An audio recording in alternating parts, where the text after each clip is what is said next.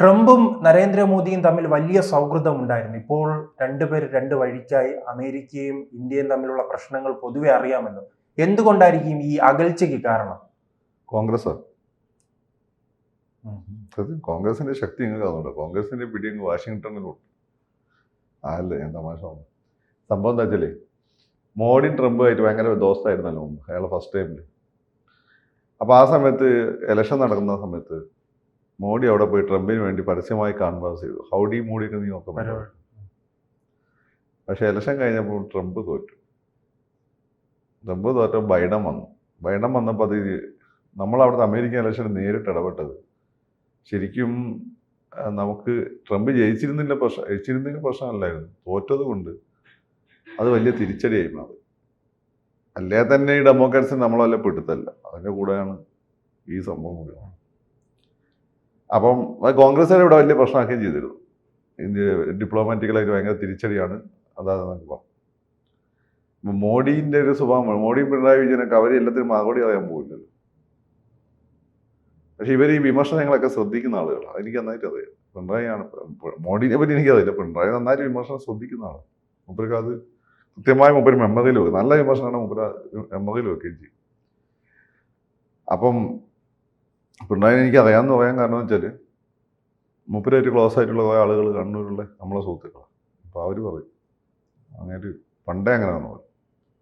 വിമർശനങ്ങൾ കേട്ടില്ല എന്ന് ഭാവം നടിക്കും. പക്ഷെ അങ്ങനെ കൃത്യമായി അത് പഠിക്കേണ്ടത് പഠിക്കും. അങ്ങനെ സ്വഭാവം അങ്ങനെ അതിപ്പോൾ നോക്കിയാൽ അയ്യപ്പ സംഗമം ഉൾപ്പെടെയുള്ള കാര്യങ്ങൾ നോക്കിയാൽ അങ്ങനെ ഈ ഒരു കഴിഞ്ഞ ഇലക്ഷൻ വന്നപ്പോൾ മോഡി ആ സമയത്ത് അമേരിക്കയിൽ പോയി. കമല ഹാരിസിനും മോഡി അപ്പോയിൻമെൻ്റ് കൊടുത്തു, ട്രംപിനും അപ്പോയിൻമെൻ്റ് കൊടുത്തു. അപ്പം കമല ഹാരിസ് ഇന്ത്യൻ പ്രധാനമന്ത്രി ഇന്ത്യ വംശജനെ കണ്ട അതിൻ്റെ പുറത്ത് ഇനി 2 വോട്ട് കുറയണ്ടെന്ന് വിചാരിച്ചിട്ട് അയമ്മ ക്യാൻസൽ ചെയ്തപ്പോൾ മോഡി ട്രംപുമായിട്ടുള്ള മോഡി ഏകപക്ഷീയമായി ക്യാൻസൽ ചെയ്തു. അമേരിക്കൻ പത്രങ്ങൾ വന്ന ന്യൂസായിട്ട്. അപ്പോൾ എന്താ സംഭവം എന്ന് വെച്ചാൽ ഈ ട്രംപ് തലേന്ന് ഞാൻ I am going to meet the prime minister of India എന്നൊക്കെ പറഞ്ഞുകൊണ്ട് വലിയ ഡയലോഗ് അടിച്ചാണ്. ഇതിലാണ് ഇയാൾ ട്രംപിന് ഭയങ്കര ഹ്യൂമിലിയേറ്റിംഗ് ആയിപ്പോയത്. അതിൻ്റെ ഒരു ആഫ്റ്റർ ഇഫക്റ്റ് എന്ന് വെച്ചാൽ മോഡി അങ്ങനെ ക്യാൻസൽ ചെയ്യാൻ പാടില്ലായിരുന്നു. കോൺഗ്രസ്സുകാരൊക്കെ പറഞ്ഞത് കേട്ടായിരിക്കും അങ്ങനെ ചെയ്തിട്ടുണ്ടാവുക.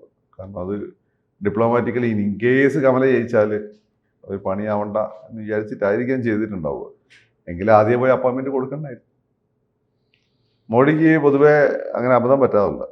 ഇത് അങ്ങേർക്ക് എവിടെയോ ഒരബദ്ധം പറ്റി.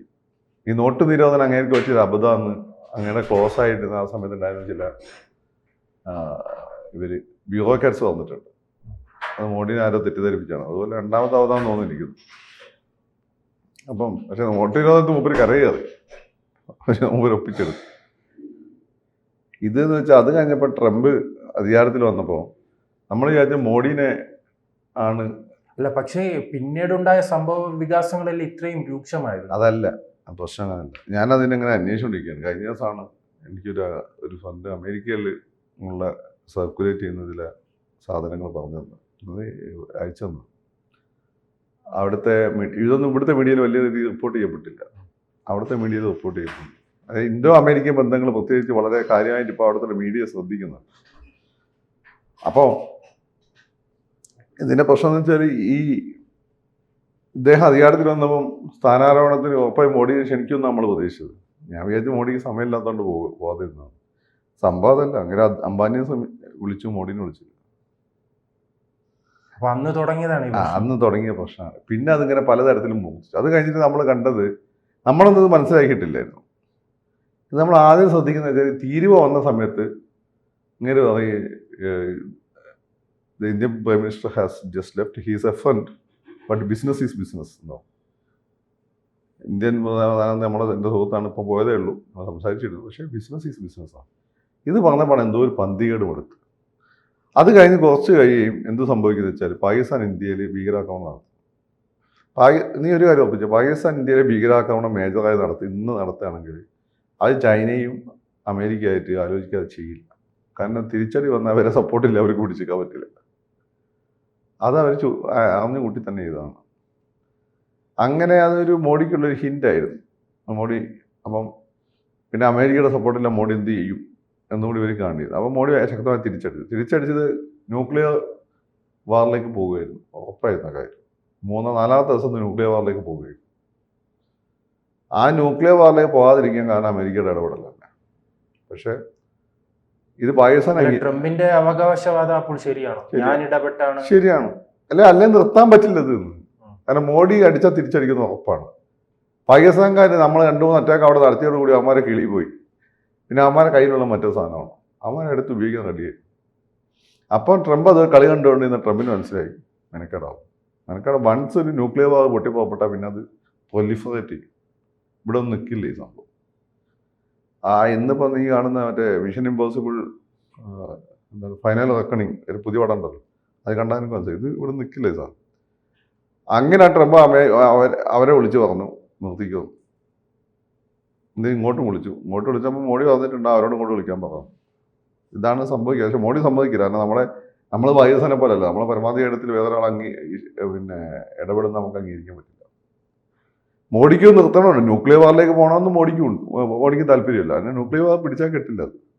അത് നമ്മളെ സംബന്ധിച്ചിടത്തോളം ഈ അശുദ്ധമാവ് പണ്ടൊരു സാധനം അയച്ചത് ബ്രഹ്മാസം അയച്ചത് എങ്ങനെയാണ് അവസാനം അത് ഒന്ന് നിർവീര്യമാക്കിയത് എന്ന് ശ്രീകൃഷ്ണൻ പഠിച്ചവന് മാത്രമേ അറിയൂ.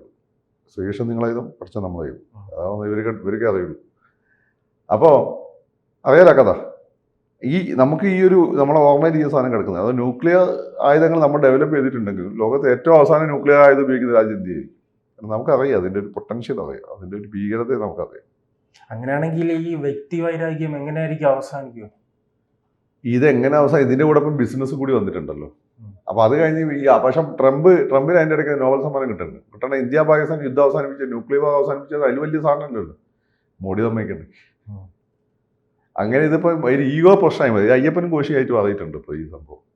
അത് കഴിഞ്ഞാണ് ഈ തീരുവ വരുന്നപ്പോൾ മോഡി നേരെ പോയി ചൈനയ്ക്ക് കൈ കൊടുത്തു, പുട്ടിനും കൈ കൊടുത്തു.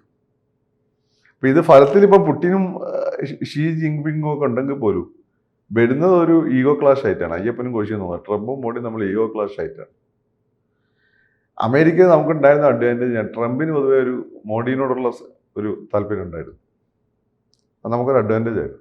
അമേരിക്കയിലെ സിസ്റ്റം നമുക്ക് എല്ലാ കാലത്തും എതിരാണ്. അവർക്ക് നമ്മളെ പൊട്ടൻഷ്യൽ എന്താണെന്ന് അവർക്കറിയാം, നമ്മൾ വളർന്നാനുള്ള പ്രശ്നം എന്താണെന്ന് അവർക്കറിയാം. പിന്നെ അവർക്ക് അവരുടെ അജണ്ടയുണ്ട്.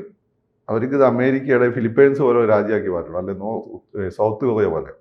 അവരുടെ സാറ്റലൈറ്റും അവർ പിന്നെ ഇവിടെയുള്ള ആളുകളെ കൺവേർട്ട് ചെയ്ത് അവർ പിന്നെ പ്രചരിപ്പിക്കുന്ന ഒരു മതമുണ്ട്, ആ മതത്തിലേക്ക് മാറ്റണം. ഇത് അവരുടെ അജണ്ട. നിങ്ങൾ നോക്കിയാൽ മതി. അപ്പോൾ അടുത്ത് കാണുന്ന ഏറ്റവും വലിയ ഏതാണ്ട് 10% കൺവേർഷൻ നടന്ന 2 സ്ഥലം ഒന്ന് ഫിലിപ്പൈൻസാണ്. ഫിലിപ്പൈൻസ് ബുദ്ധിസ്റ്റുകളും ഈ ഹിന്ദുമതം പോലുള്ള മതമായിരുന്നു. അതുപോലെ സൗത്ത് കൊറിയ. അപ്പോൾ സ്ഥിതി എന്താ നോക്കുക, ഏറ്റവും കൂടുതൽ ഇപ്പോൾ അമേരിക്കൻ സ്പോൺസേർഡ് മതത്തിന് ഏറ്റവും കൂടുതൽ ഫണ്ട് ചെയ്യുന്നത് സൗത്ത് കൊറിയയാണ്. നമ്മൾ ഈ ഹുണ്ടായും എനിക്ക് ഹുണ്ടായി വണ്ടികൾ ഇഷ്ടമാണ്. ഹുണ്ടായും സാംസങ്ങും ഒക്കെ മേടിക്കുമ്പോൾ ഒരു പങ്ക് പോകുന്നത് ഈ കൺവേർഷനിലേക്കാണ്.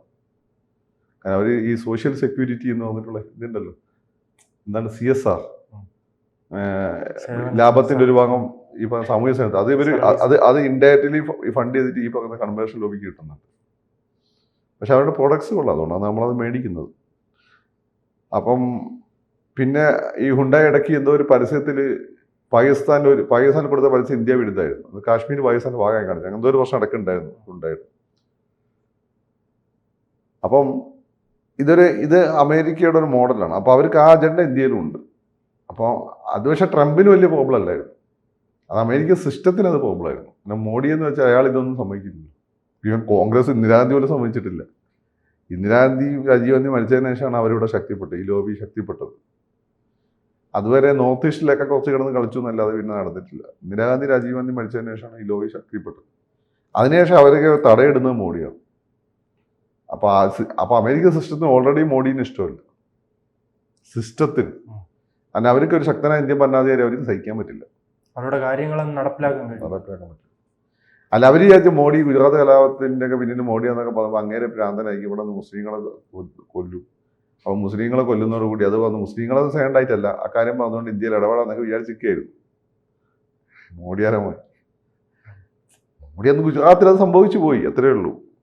അല്ലാതെ മോഡി മുല്ലാമുഹമ്മദ് അല്ലല്ലോ. മോഡിയോട് മുല്ലാമുഹമ്മദ് ആകാൻ പറ്റില്ല, RSSന് ഒരിക്കലും താലിബാൻ ആകാൻ പറ്റില്ലല്ലോ. അപ്പോൾ അതാണ് പ്രശ്നം. അപ്പോൾ ഇവരെ മുന്നിൽ ഈഗോ ക്ലാഷാണ് ഇപ്പോഴുള്ളൊരു പ്രശ്നം. പിന്നെ ഈ ഈഗോ ക്ലാഷ് അല്ലെങ്കിൽ അതിനൊരു കാരണം നിമിത്തമായി എന്ന് പറയാൻ പറ്റും. കാരണം ട്രംപിൻ്റെ താല്പര്യങ്ങൾ അമേരിക്കൻ ദേശീയതയിൽ അധിഷ്ഠിതമാണ്. അമേരിക്കയിലെ പാവപ്പെട്ട വെളുത്തവന് ജോലിയില്ല, വീടില്ല, അങ്ങനെ വല്ലാത്തൊരവസ്ഥയാണ്. അപ്പോൾ അത് അഡ്രസ്സ് ചെയ്യാനാണ് അയാൾ വന്നത്. സ്വാഭാവികമായിട്ടും അയാളുടെ പോളിസീസ്, ആ ഇലക്ഷൻ്റെ റിസൾട്ട് എന്നതിന് പറയുന്നത് ഞാൻ ഇവിടെ തന്നെ പറഞ്ഞിട്ടുണ്ട്. താരിഫ് ഇന്ത്യക്കെതിരായിട്ട് വരും. ഗ്രീൻ കാർഡ് സിറ്റിസൺഷിപ്പ് ആയിട്ട് ബന്ധപ്പെട്ട നിയമങ്ങൾ ഇന്ത്യക്കെതിരാവും. സബ് കോൺട്രാക്റ്റുകൾ കൊടുക്കുന്നത് വലിയ രീതിയിൽ കർട്ടൈൽ ചെയ്യപ്പെടും.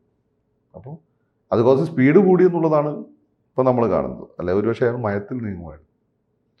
അപ്പം ഇതിൽ ബേസിക്കലി അമേരിക്കൻ താല്പര്യങ്ങളാണ്. രണ്ടാമത്തത് അതിൽ ഈ ട്രംപ് നമുക്ക് അനുകൂലമായിരുന്നവരാണ് മോഡിയായിട്ടുള്ള ബന്ധമായിരുന്നു. പക്ഷെ അത് ഇപ്പം പഴയ പോലെ ഊഷ്മളമല്ല. നമ്മളത് ലേറ്റ് ആയിട്ടാണ് മനസ്സിലാക്കുന്നത്. കൂടുതൽ വാർത്തകളും വിശേഷങ്ങളും നിങ്ങളിലേക്ക് എത്താൻ ABC മലയാളം സബ്സ്ക്രൈബ് ചെയ്യുക, ബെൽ ബട്ടണും അമർത്തുക.